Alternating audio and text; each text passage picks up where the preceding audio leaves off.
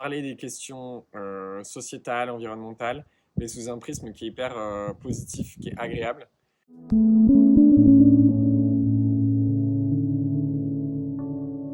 Je m'appelle Yannick.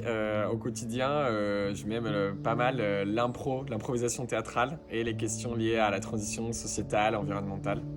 Et du coup, c'est dans ce cadre-là que je me suis intéressé à 2030 Glorieuse.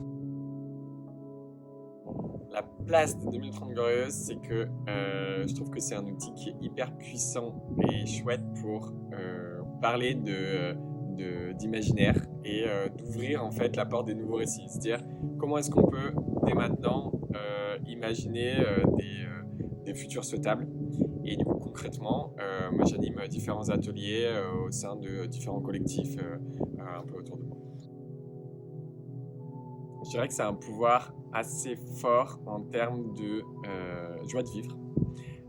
En fait, ça apporte, ça permet de parler des questions sociétales, environnementales, mais sous un prisme qui est hyper positif, qui est agréable.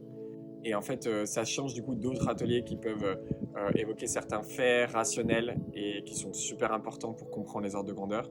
Là, c'est super complémentaire parce que on se dit, ok, maintenant que j'ai compris tous les problèmes qu'il y avait, qu'est-ce qu'on fait ensuite? Et en fait, 2030 Glorious permet de ouvrir cette porte de, ok, voilà ce qu'on peut imaginer pour la suite, quoi. Euh, je pense à un voyage où on parlait des questions liées au JO et notamment le fait que c'était une compétition mondialisée, il y avait pas mal d'émissions carbone qui étaient liées aux différents voyages en avion qui sont faits.